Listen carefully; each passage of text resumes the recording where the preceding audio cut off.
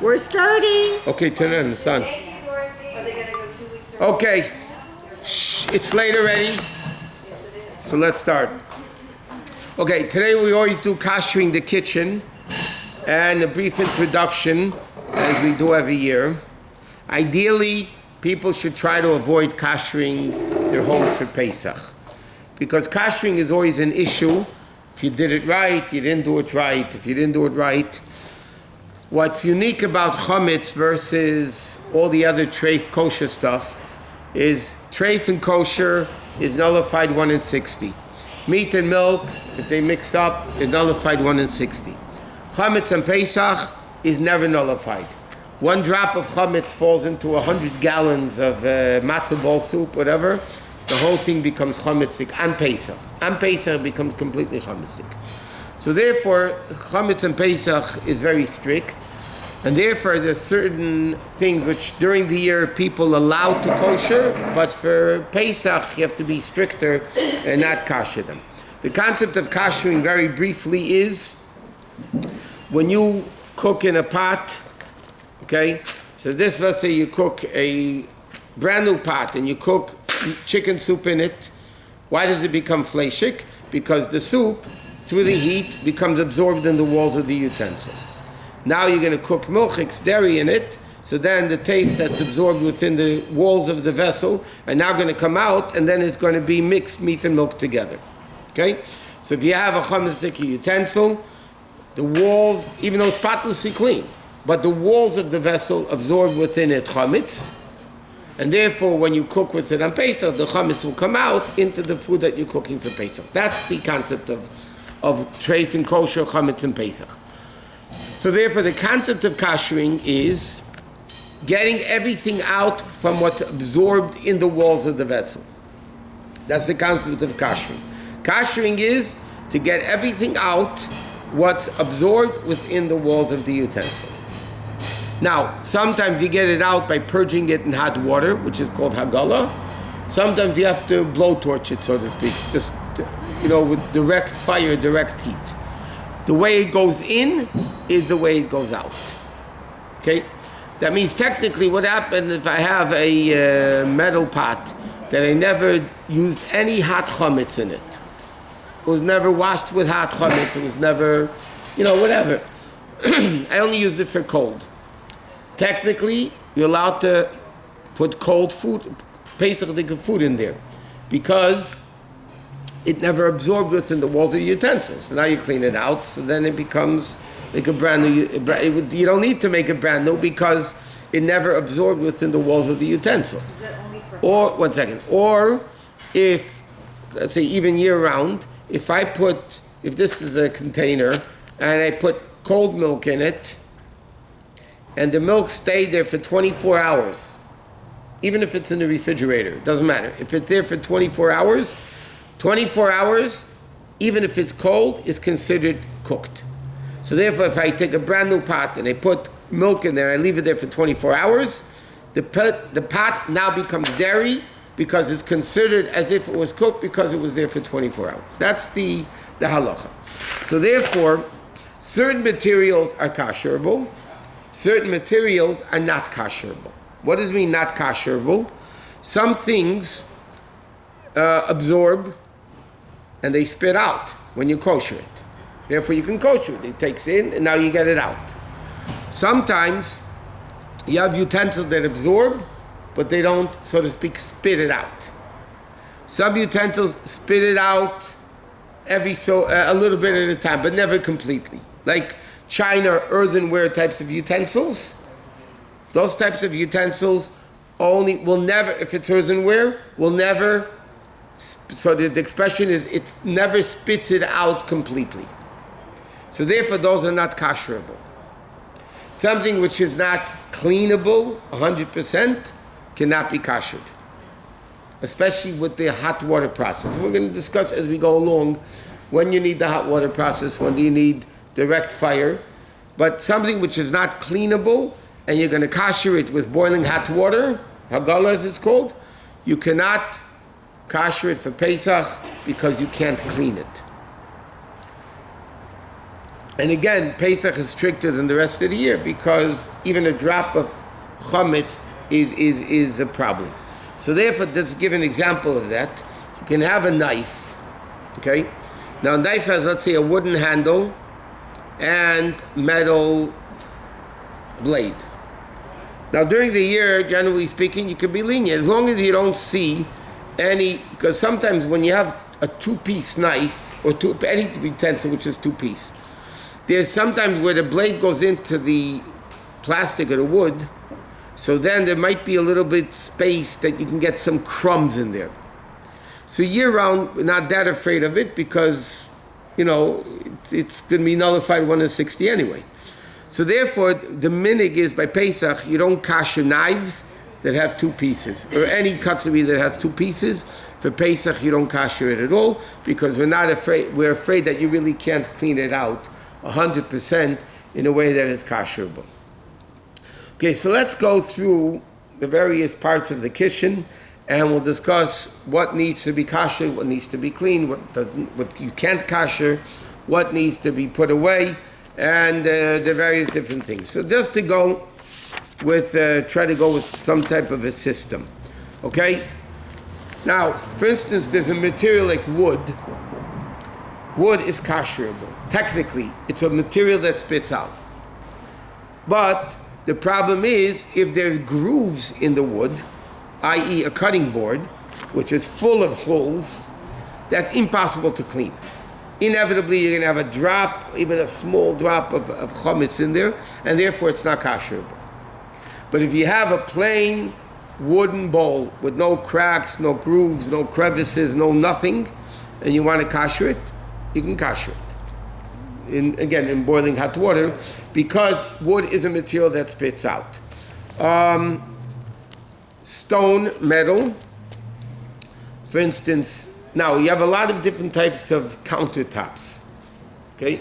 You can have a countertop that's marble or granite. Now, technically, those are kasherable materials. Those are kasherable materials. But sometimes it's not a slab of marble or granite. You can have a composition of marble and granite, which means what it actually is ground up marble, and then it's cemented with cement. They put it in and they make it into this beautiful marble countertop or granite countertop. That, because of the cement, is not kasherable, because cement is earthenware. Therefore, if you have a tile counter that's tiles, and there's grout in between the tiles, that counter is not kasherable for Pesach, no matter what the material is. Because the grout is cement, and cement is not a kasherable material, and therefore, you just can't do anything with it. So, what? I'm sure the whole counter of the kitchen, it doesn't come one piece. It's a very. You're right. If you have a countertop, and there's a thin... They basically try to make it as close together as they can, but the truth is, in between those two things, there is cement or glue or whatever it is, which is not kasherable. That part of the counter cannot be kashered, and therefore, over that thin line, you can't put anything hot unless if it's covered. You're right, that area which is cemented, is you can't kasher it, because of that. Okay, for Pesach, materials like plastic, all the synthetics are not kasherable for Pesach. You just don't kasher them for Pesach. Glassware, Ashkenazim don't kasher them for Pesach. Sfardim hold you don't need to kasher them for Pesach. But many Sfardim are strict, and they also won't use glassware that we used around chametz. They won't kasher it for Pesach, even though many Sfardim are of the opinion you don't need to kasher glass. There's a very interesting argument between the Beis Yosef and the Ramah, which basically between the Sephardic opinions and the Ashkenazic opinions. One opinion says glass absorbs and doesn't give out. So therefore, you can't kasher it. It's like earthenware. Other opinions say glass doesn't absorb. It doesn't absorb at all. So even if you use a glass for hot fleischiks, it's still not going to absorb, and therefore there wouldn't be a problem. Again, the Ashkenazic are very strict, especially Pesach. We don't use anything earthenware on Pesach, of that.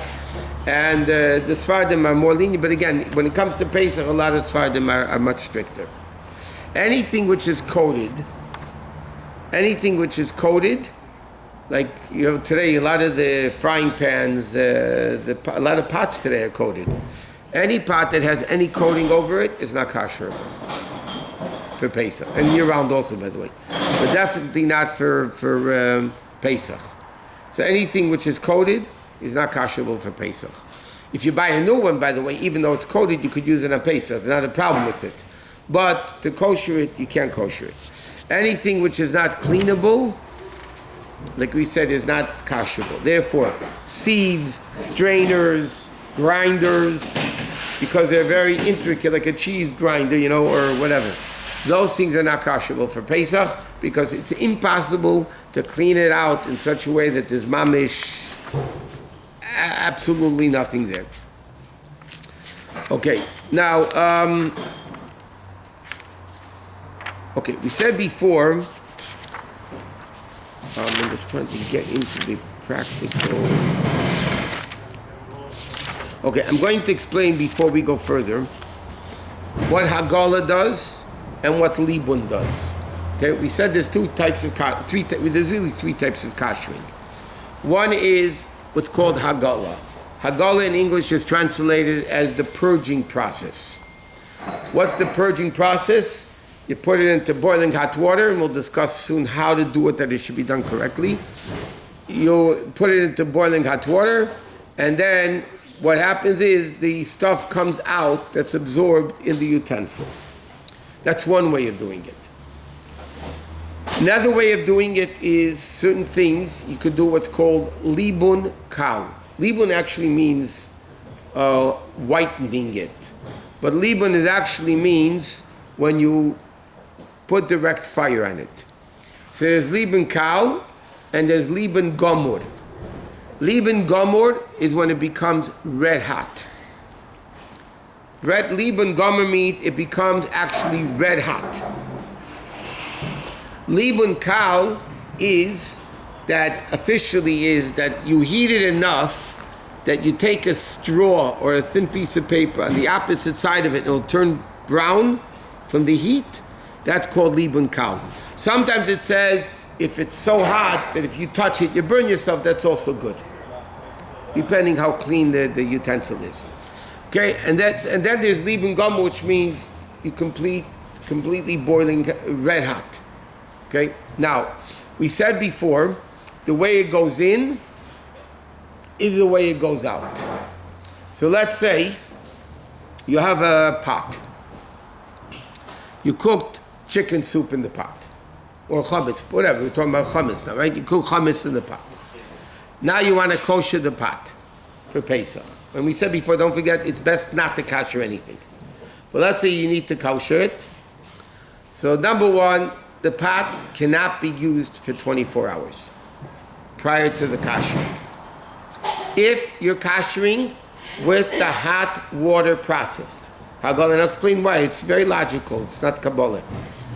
In order to kosher it, it has to be spotlessly cleaned and not used for 24 hours. Some utensils have a there's a lip sometimes on top of the utensil, and sometimes it's really closed tight, and you really can't clean out there. Sometimes you have it even by Kiddush cups. There's a lip and it's very tight, you really can't clean it out, then you can't kosher it. Because we're afraid there might be a little bit of chametz in that crevice. It wouldn't come out in the boiling water? No. If you can't clean it, it's not going to come out. The boiling hot water only helps for taking out what's absorbed. Anything which is substantial, the boiling hot water process doesn't do. Libun gomur, the red hot, helps even if it's not so clean. Kiddush cup, we just use it Friday night, we make Kiddush, we are not eating food or anything. First of all, the Kiddush cup is on the table with the chametz. Yeah. Secondly, you wash it. Yeah. Where? And the sink is chametz. And you have hot water when you wash it, so it makes it chametz. You have to assume, one second, you have to assume anything on a chametz table is chametz stick.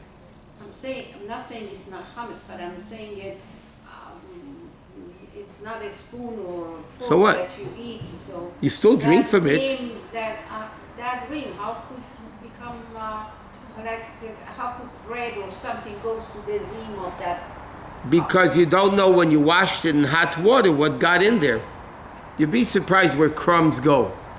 Crumbs have a tendency of getting into places you never think about. So then, therefore, anything that has a lip, I mean, again, logically, if you're certain there's nothing in there, but how can you be certain if you can't clean it? So you can't even get in there to see if there's dirt there.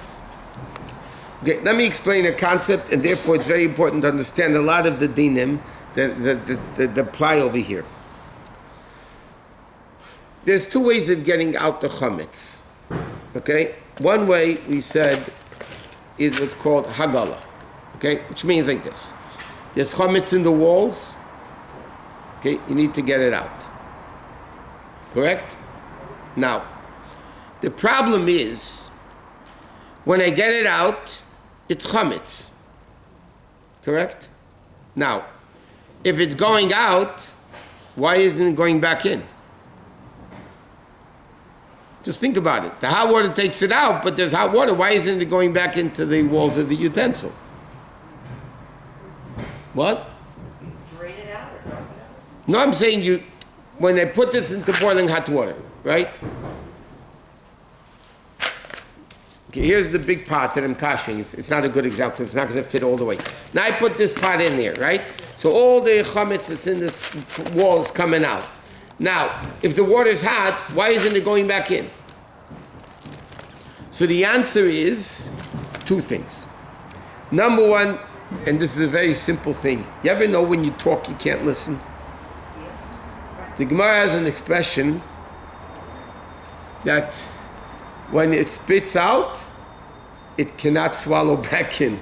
You know, if it's busy spitting out, I did the Torah lemiflet loipolet, the Gemara says, because it's busy spitting out, it can't take back in. The problem with that is, what happens if it takes 10 seconds to spit it out and you're leaving it in there for 15 seconds?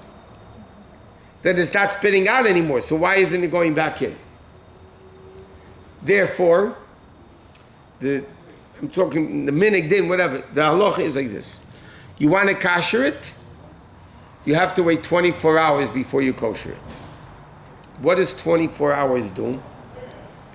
24 hours accomplishes that it's now blemished taste. The absorption after 24 hours becomes what's called pogum, blemished. If it becomes blemished taste that goes into the pot is not a big deal.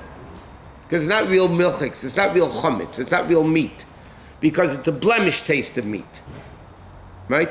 Therefore, we know during the year, if somebody took a dairy pot that wasn't used for 24 hours, and they cooked meat in it, the meat is kosher. The taste of the milk came out into the pot, but that taste after 24 hours is blemished taste. It's not real dairy. It's not real milk. It's not real chametz. So therefore, when you kasher with the hagolah process, the purging process, you have to wait 24 hours before you kosher it. 1 second. The blowtorch method, the libun method, you're not spitting it out. You're burning it out. You're destroying it inside the vessel. Let's say you take a blowtorch to it, and you're blowtorching it. That heat destroys what's in there. So we're not afraid it's going to go out and go back in, because you're destroying it. Therefore, when you do libun, and according to the Alter Rebbe, libun kal also, the lesser level of libun, that just makes it very, very hot, not red hot, you don't have to wait 24 hours. So let's say, for argument's sake, and this is very practical when it comes to Pesach, you're still using your oven for chametz, okay? And then, let's say Monday day, you're still baking chametz, okay? Now, Monday night, you want to run the self-cleaning cycle to kosher it. because self-cleaning, not the new ones, by the way. I'll get into that in a minute. The old-fashioned self-cleaning ovens get up to 900 degrees. 900 degrees is hot enough that's called libun, gamur. It's called, according to most opinions, that's the way most people hold it. It burns it out. Except the door. Well, in the door you need to cover because the door doesn't get that hot. So therefore, technically, if you finish cooking and baking Monday afternoon, Monday night, you don't need to wait 24 hours. Monday night, you can run the self-cleaning cycle. Or as soon as you finish doing the milchiks, you can run a self-cleaning cycle and kosher that way. Because you don't need to wait 24 hours, because we don't care. You're not spitting it out that where fate is going to go back in. You're destroying it. You're destroying it. It doesn't exist. What? Oh, okay. So libun burns it out, Hagala spits it out. Therefore, when you do Hagala, and therefore, by the way, those things that need libun, gomor, those things that we need complete burning out, you can't kosher it with Hagala, with the purging process. Why not? Because it didn't go in with cooking, it goes in through liquid. This went in, I'll give you an example, a barbecue. Okay? Now, a barbecue, you put your chametz stick of meat, because you have spices or whatever, meat is chametz, right? You put the chametz directly on the grate. It's not going in through liquid. It's going in through direct fire, is making that steak that you're barbecuing, or hamburger that you're barbecuing, is going straight into the grate directly with fire. You're not going to be able to, it's not going to come out with purging. Purging is not strong enough to get it out. So then you need mamish to purge it, to burn it red hot. It gets red hot. And therefore, a barbecue technically is very hard to kosher. Because this is a barbecue, you have, so you have underneath it the rocks, whether the gas or, you have rocks underneath it, right? And then you have the grates on top. And then you have the lid of it. Okay? Now, when you, as everybody knows, the lid gets dirty, the bottom gets, everything drips onto the thing. So if you want to kosher a barbecue grill for Pesach, it'll take you about 20 hours.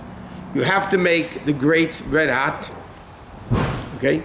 You have to burn out the whole cover to make sure there's no chametz there. You have to take out the rocks at the bottom and change it. They're full of chametz. And then you have to clean it out and burn it out. You spend a lot of time on it. You just might as well buy a new grill for Pesach and keep it from year to year. Generally speaking, or go 8 days without. Yeah, how much can you do already with barbecuing on Yom Tov? Even technically you could barbecue on Yom Tov if you have a pre-existing flame and you have a gas grill, and you could technically barbecue on Yom Tov. But you can't eat barbecued meat the night of the Seder, which we'll get to in 2 weeks. So therefore, now, people should bechlal, as they're getting more and more into Pesach, every year it's worthwhile, if you can't afford it, to buy one thing for Pesach and you put it away for Pesach. One year you buy a blender, one year you buy a KitchenAid or whatever, you just buy it and this is designated for Pesach. And then you don't have to go crazy koshering everything that you want to use.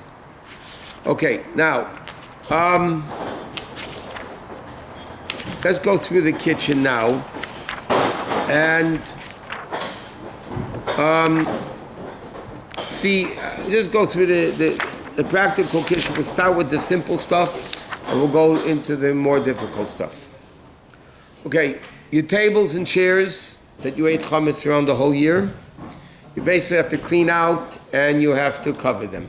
Because there was hot chametz on the tables during the year, you need to cover it. Some people use vinyl, whatever is practical. But when you cover things that were used for chametz, you have to cover it, number one, with something that's thick, a little bit thick. And secondly, it can be something that's going to rip right away. For instance, if you have a tray for counter, a chametz stick counter, and you're going to line it with aluminum foil, that's going to rip the first time you put a pot on it. So it's basically worthless. You need to put something that's not going to rip and not going to move and not going to tear or not going to get burnt. If you put down a hot pot, a real hot pot on vinyl, you might burn it.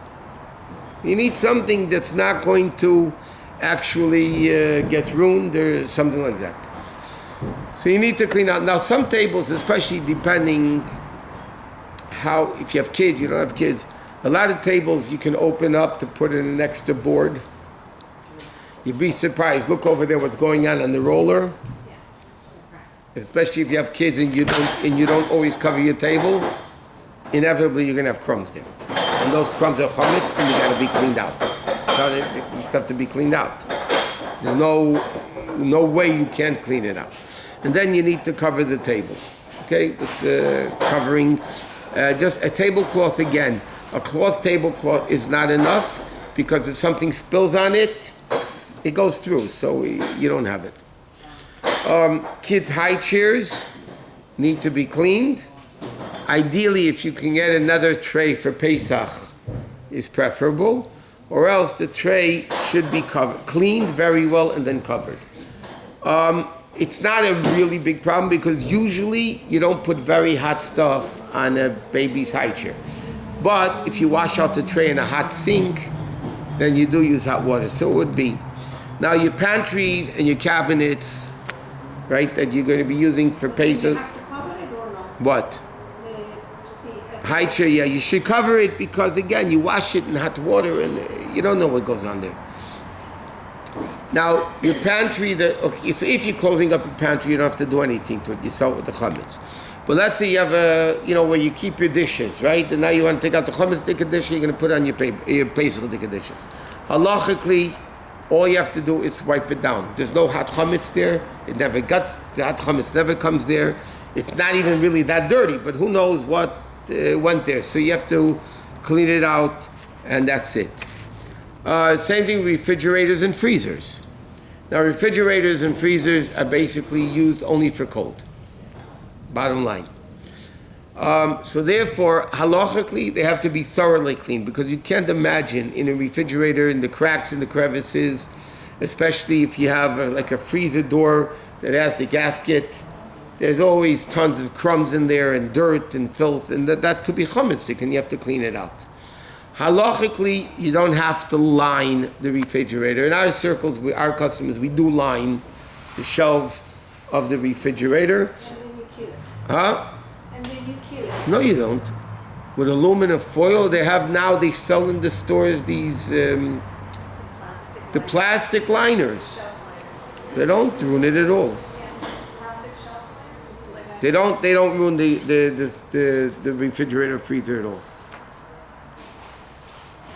Okay, the big problem is the kitchen sinks, by the way, because that is real chametz year-round. There's no question. It's full of hot chametz year-round.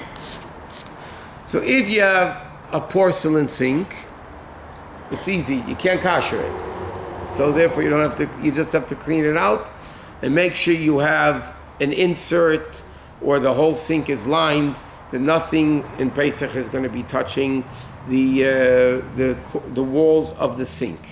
Nowadays in the stores you can buy, they have sink inserts, they have different sizes. If it's your sink, you put it in a line, it goes around it too on the sides, and that's the best thing. Now there's a big problem with the faucets, by the way, because the faucets might look like metal, but they're really plastic. We make them now plastic, but they look like metal. Now plastic is not kosherable for Pesach. So all these new fancy types of sinks, with the pull-outs and all those things are really complicated for Pesach. So they all write that if you have, let's say, a faucet that, pulls out, you shouldn't pull it out during Pesach. Because that area it's very difficult to clean and difficult to kosher. It's not kosherable material. So therefore what needs to be done is, if it's metal, again, you don't use the sink for anything hot for 24 hours. There's something called men, there's something called kids, and there's something called housekeepers. Those are 3 dirty words in the kitchen. Because they make all the problems in the kitchen, one of the 3, or all 3. So the only way you can ascertain that your sink will not be used for anything hot for 24 hours, there's only one way of doing it. Closing the hot water underneath the sink. That's the only way you are not going to have it. And you hope then that nobody's going to take from a kettle and pour boiling hot water all down the sink. So what you need to do, if you have one of those three problematic things, men, kids, and housekeepers, you really should cover, just practically, you should cover the sink anyway, just people should remember not to pour anything hot down the sink. Plus, you also need to have, turn off the hot water from underneath the sink, because otherwise, people are going to use it. Now, if it's a stainless steel sink and it's clean and you didn't use it for 24 hours, so then according to many opinions, all you need to do is pour boiling hot water from any pot that was not used for 24 hours, and you heated the pot, and you overflowed the pot, and then you koshered, so to speak, that pot for Pesach. Then you can reheat the pot and pour boiling hot water all over the sink and all over the faucet. If the faucet is plastic, which again, a lot of them might look like metal, but they're really plastic, you need to pour boiling hot water all over it, and you need to cover it with aluminum foil, cheesecloth, anything that's practical that's going to be able to cover the sink. Because otherwise you're going to have a problem. Dishwashers are not kosherable for Pesach. Yeah. What about the rubber stopper for the garbage disposal in the sink? Okay, let's talk about the garbage disposal. Those rubber the rubber things, first of all, it's very questionable if they're not really rubber. Really, you shouldn't kosher them for Pesach. You can get new ones in a hardware store. Don't overlay them. You can? Of course. Everything today is disposable, including people. True. Everything's disposable. Don't look at me when you say that. Huh? What? Don't look at me when you say that. I'm looking at, well, you're the one that commented.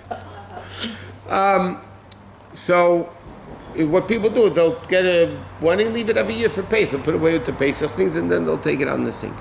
The problem with the garbage disposal is that, and somehow we mention this every year, the sink knows when to back up.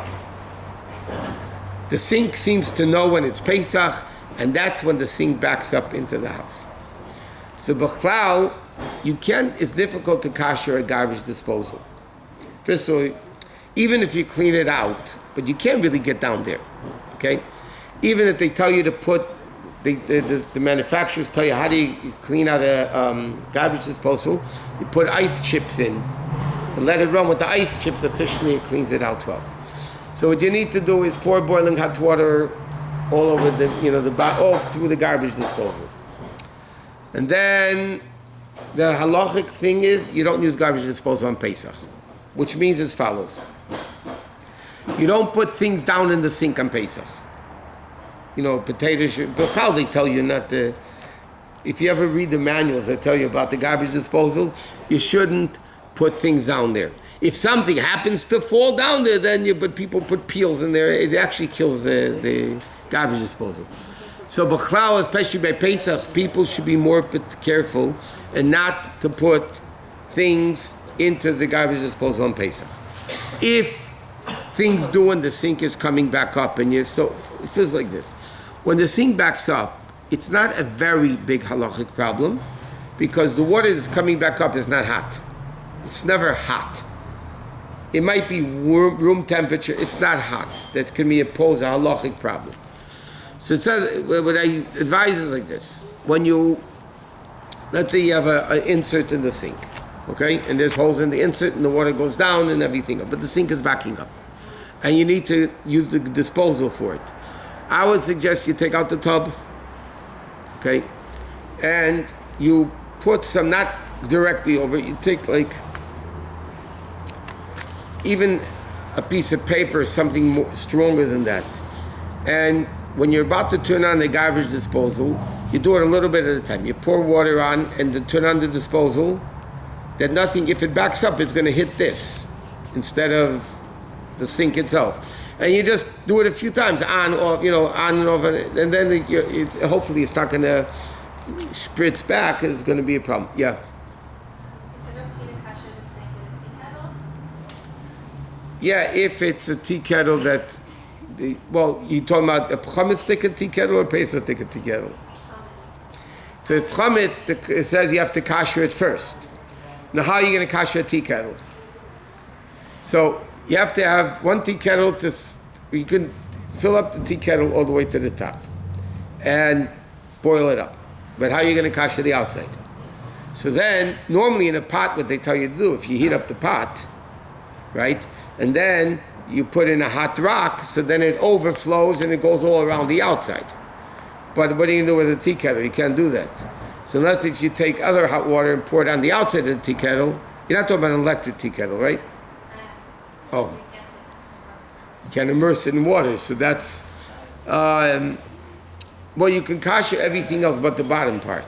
As you can pour boiling hot water all over it on the outside, heat it up, fill it mamish to the top, and heat it up and let it boil, boil, a bubbling rapid boil as it's called, and then you can use that to kosher your sink. What? If I use a kettle that's in the Pesach cabinet, I use it only once a year, Pesach for koshering. Am I allowed to use it on Pesach, or it's considered? The custom is, if you want to use the pot that you koshered on Pesach to kosher other stuff, the custom is to re-kosher it. So if I use the kettle only to kosher, then I have to re-kosher? The custom, you don't have to. Many people would just, in that case, I would just heat up water to the top and boil it up. You don't have to actually re-kosher because it's not chumistic. Because whatever you kosher was already after 24 hours. Okay, all these, what? What about the Shabbos tea? Shabbos urn? Yeah. Okay, I was just going to come to that. All these coffee makers, urns that you use all year round are real chametz. I mean, you have chametz all around there. It's hot. Things spritz on it and squirt on it, and those have to be treated as real chametz, and you can't kasher them. So what people need to do is buy an urn for Pesach and keep it from year to year. Or coffee makers, if you're desperate for coffee makers, you buy a separate one for Pesach and keep it from year to year. Same thing with blenders and all those types of the thermos bottles, whatever. People should just get new ones and put them away from year to year. The same thing with KitchenAid. Again, a lot depends on what you use your KitchenAid for. A lot of people make challah with a KitchenAid. They make so then inevitably the flour moves a lot. And it goes into the mechanism of the KitchenAid. If you would take that apart, I heard from people that did it, that make challah a lot. If you take apart the material of the KitchenAid and the machinery, you're going to find tons of flour in there. And flour today that you buy in the store is real chametz. You can think, what's flour? It's real chametz. Okay? So if you have flour that's got stuck inside the crevices of the KitchenAid, you have a problem. If you're somebody who never makes challah, it's much easier because then usually things don't spritz into the material. What? It's something that's common. So let's say you didn't use it for like a year. Doesn't matter. Doesn't matter. I mean, the way I'm talking practical halacha, it doesn't matter. Okay, so now, how do you kasher? Okay, I just want to say one thing about the self-cleaning ovens, and because, again, if you have a self-cleaning oven, what does he write the name of the one second. Aqualift, steam clean, okay? The new method of self-cleaning ovens, believe it or not, the old-fashioned self-cleaning ovens went up to 900 degrees. So that's lieben gomer. That's, except the door, we said you have to line the whole inside of the door. Now, in order, if this is the door of the oven, right, and you just put aluminum foil here, when you close the door and you open it, the aluminum foil is going to come off. So the practical thing is, when you cover the inside of the door, you make the aluminum foil go out around it, and you tape it on the outside, snugly on all sides, and then when you open and close the door, it's not going to fall off. But so the old-fashioned self-cleaning ovens would get up to 900 degrees.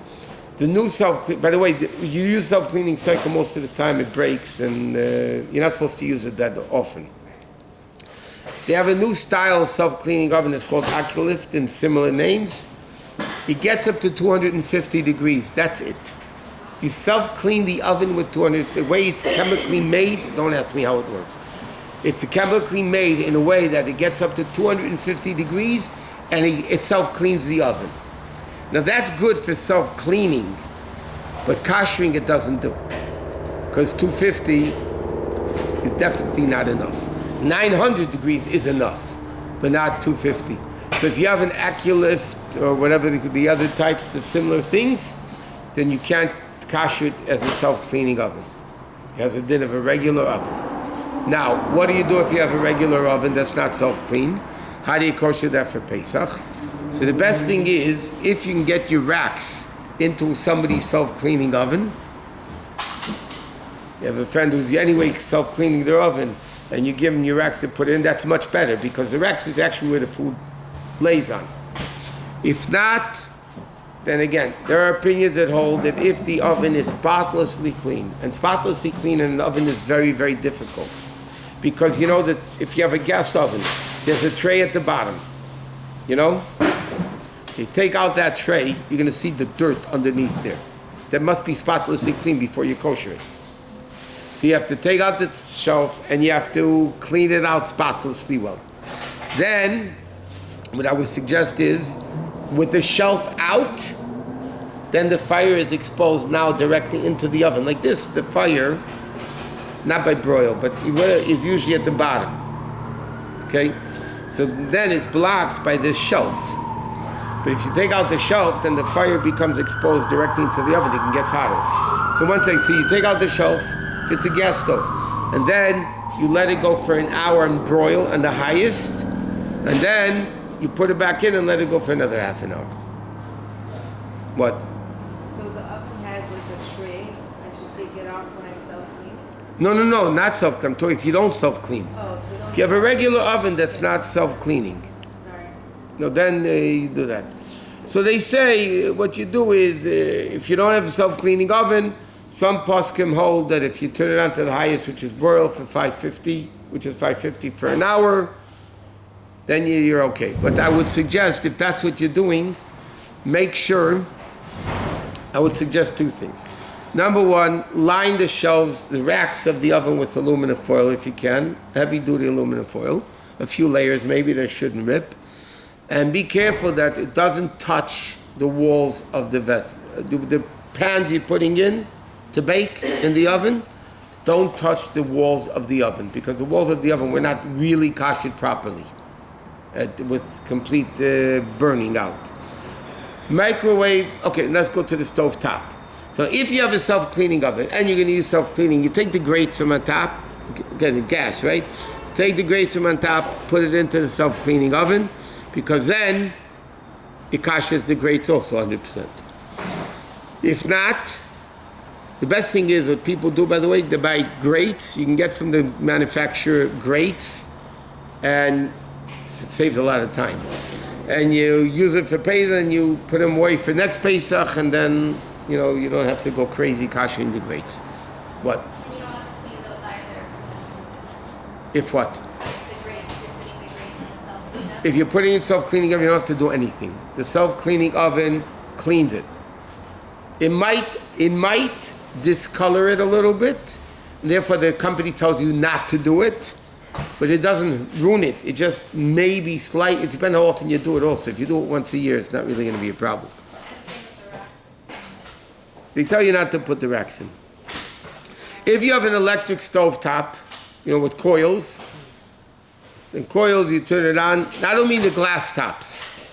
That's the biggest thing now, the glass top stoves. Those are big halachic problems. What you need to do, if you have an electric stove top with coils, you turn it on, it gets red hot after a while, leave it on for 5 minutes after it's red hot, and that kashers.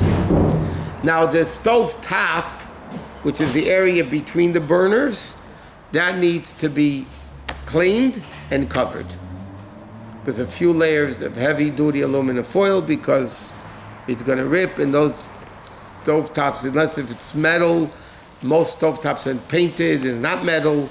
But if it's metal, then technically you can kosher it. Some people take a blech, a clean blech, the metal thing they use on Shabbos, and they'll put it over, let's say they have a 4-burner stove, right? And it's all stainless. They'll put it over the 4 burners. They'll turn on all the burners for 10-15 minutes, and the whole thing will be lieben kosher. The whole stove top would be koshered. The Alter Rebbe holds that the grates themselves need to be liban gomer, red hot. Other opinions, like Mishnah Berurah, other opinions say as long as it gets very hot, it's good enough. The Alter Rebbe seems to hold that you need to do it completely red hot. The stove top, the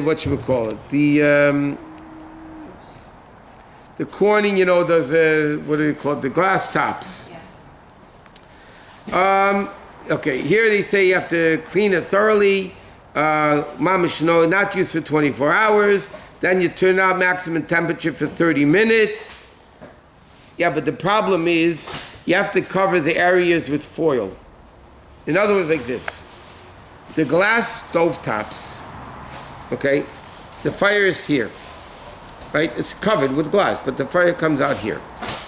So when you turn on the fires, okay, it's not great koshering, but passable koshering is only going to kosher the area where the fire is. When you put down a pot, the pot extends beyond the fire area. Now, how are you going to kosher that area? That area is glass. If you pour boiling hot water over it, the manufacturer tells you not to do it because you might crack it. You might crack it, so what do you need to do? So all right, you have to put aluminum foil around the area around the fire, any area that the pot will be resting on.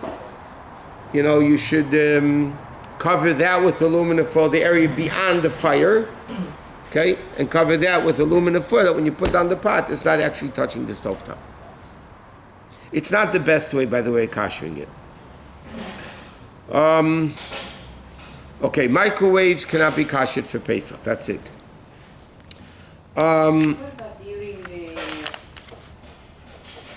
By the way, what people do, and again, after a while, you'll be making Pesach until Mashiach comes, we're still going to use the microwaves. What people do is they buy it's a few $100 today. $200 you buy a microwave, and $40 $40 you can buy. Microwaves? No, they're cheap. They're cheap. You can buy cheap. Okay, whatever it is, if it's $40, she's selling them for $40. By the way, whoever wants should buy them. Order from her. Order 10, 20, doesn't matter. She'll give $40. Bottom line is. You buy a microwave for Pesach, you put it away from year to year, and you have a Pesach like a microwave, and you can have your microwave, and you don't have any problems with koshering it. You cannot kosher a microwave. For Pesach, definitely not, and you probably can't kosher it year-round also. Countertops, we said, depending what the countertops are. By the way, your bathroom sinks, all those types of stuff don't need to be koshered, because you really never, or your laundry sink. You don't really use it for chametz, and you're not going to be using it for chametz during the year either. Also, you didn't talk about the end of the faucet. Yes, you're right. Not only that, there's a problem, even if you have, let's say, a completely stainless steel sink and you pour boiling hot water, some people who are machmir, if they want to kasher their stainless steel sink, then not only will they use hot water, they'll also heat up a rock directly on a fire until it gets red hot, and then not with your hands, obviously, tongs or something. And then when you pour the boiling hot water, you move the rock over the sink as you pour the boiling hot water over the sink, and that will kosher it. Even then, some people will still cover the sink. Okay, but there's a problem because at the drain of the sink, most of the time there's a metal piece around the drain, which is glued onto the sink, by the way. Okay, that between that area and the sink, again, this stuff gets in there, you can't kosher it. So even if you're koshering yourself a stainless steel sink, you still need to cover that area. Okay? You still need to cover it with something because that area is not, that rim is not kosherable, even though it's metal. Because it's two pieces, one on top of each other, and therefore you can't really kosher it properly. One second. Now you have also the sink. Again, you have to be careful. Most faucets look like metal, but they can be plastic. And then you pour boiling hot water, but you have to cover it anyway. The spout at the end of the sink, okay, is a little filter. It's a strainer. That's full of chametz and you can't kasher it. I mean, how chametz was used there during the year. So what you have to do is either unscrew it and leave it off for Pesach, or get a Pesach, another one in Pesach and screw it on for Pesach, and then every year, just change it. What? So the wonder if you put like hot water and you use the iron. If it's kasherable material like marble, granite, metal, if you have a commercial kitchen, then it's all stainless. Yeah, you can't kasher for mica. You can't kasher for Pesach for sure not. You can't kasher for mica. You can't kasher tiles because again the grout in between the tiles is a problem. So that you can't kasher either. Okay. Let me see what else there is. Now, halachically, even though people try to be machmir with this, halachically, if you have your chametz dish towels that you use year-round for chametz, halachically, if you wash it in a hot cycle, washing machine with a hot cycle with soap, and you check it afterwards to make sure there's no stains on it that could be chametz, technically you're allowed to use it for Pesach. Same thing if you have tablecloths,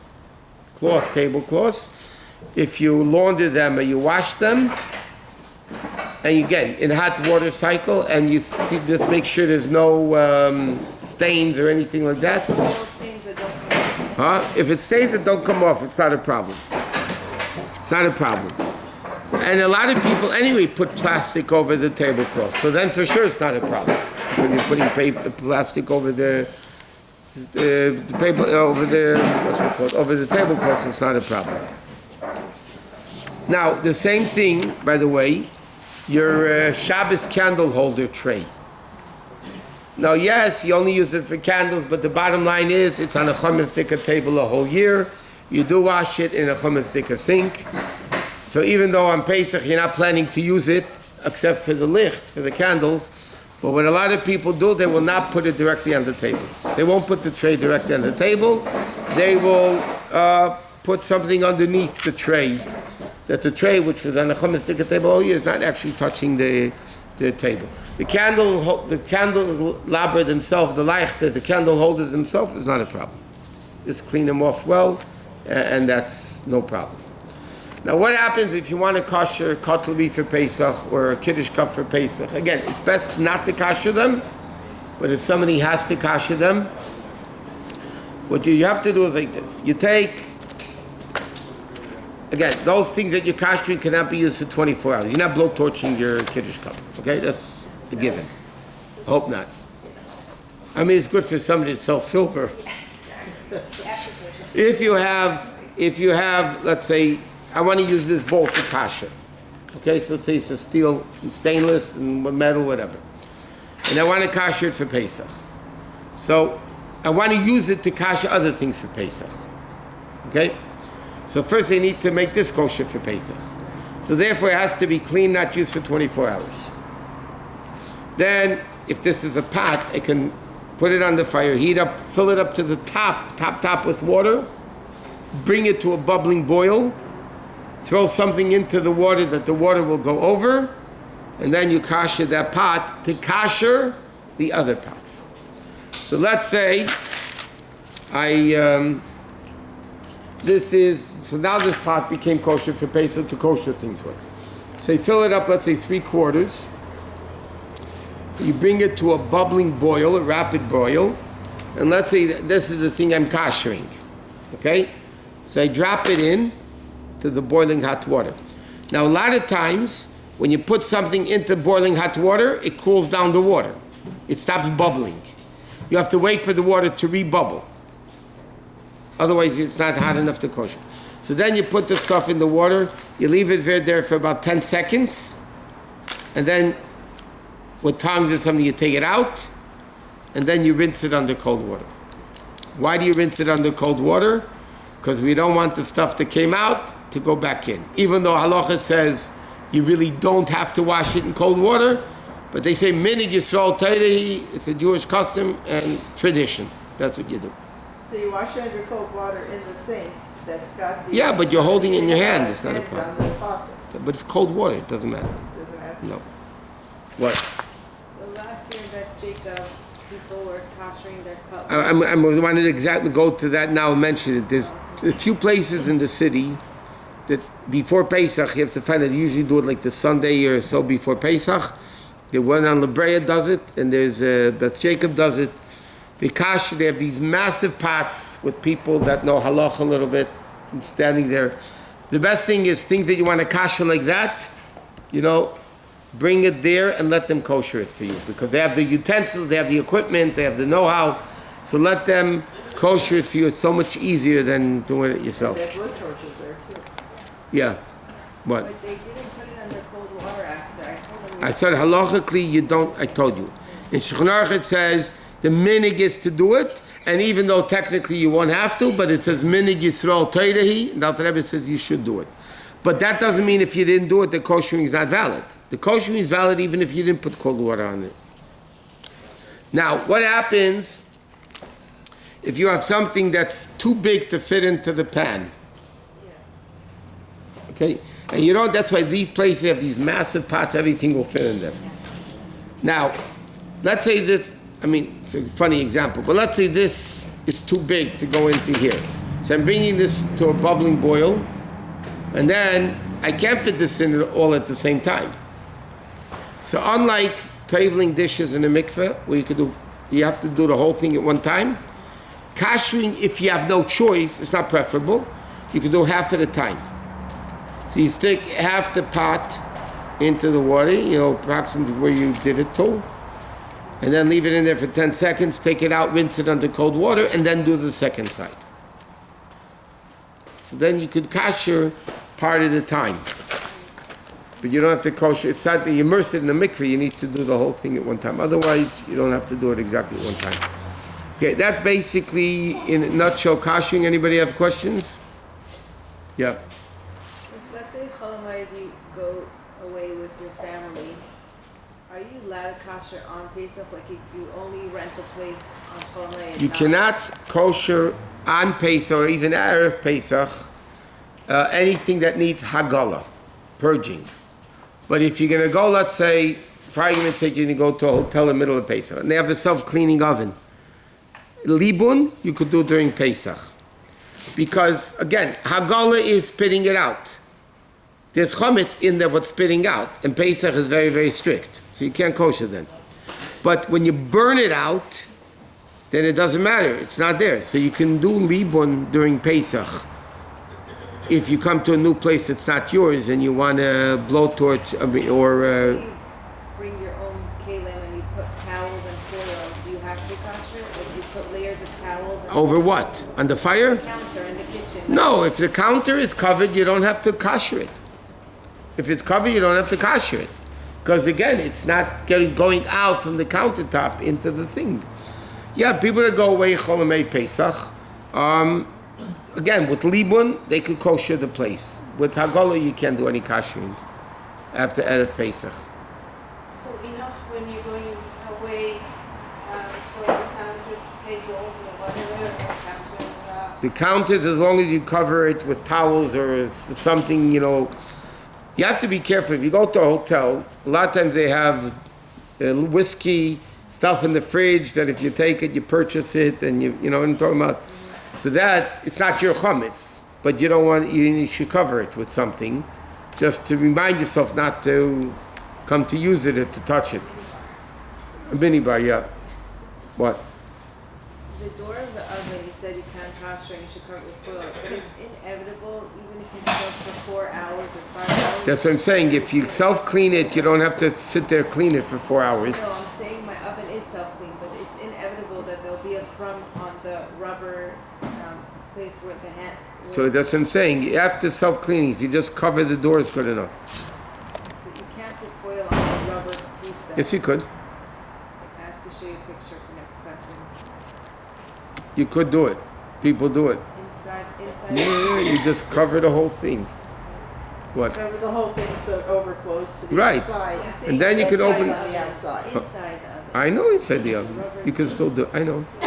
What? You mentioned on the countertop where there's grouts. That section has to be clean. So that means the rest of the countertop can be kosher. It depends what material it is. It's granite or marble. Yeah. You should have a strip of like That's what I'm saying. If you have a long strip of granite, in the middle there's a thin thing. So that area halachically has to, even if you kosher it, that area has to be covered. Or whatever. You just could put down something there, a towel, anything. Yeah. How do you cover the sink though? That's a big deal. Insert. No, none of it. I'm saying if you're saying if you kasherize the boiling water, right? You know what, a stainless sink that you want to use without any, But you said that thing needs to be cut with whatever it's going to hold.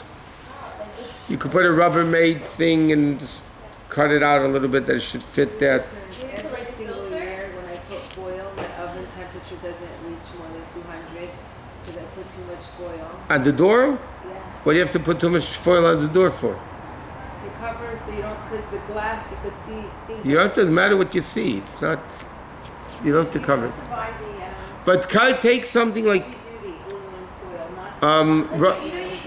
I saw like you could buy even in the dollar And store. then Right. It's like those Clothes well doesn't heat well. Or insertable when I self like clean, filters. I have to get a guy to so put it a new stops things going something. and if it protrudes outside, that's good. Then it's good. That's good. Okay. Next week, hopefully.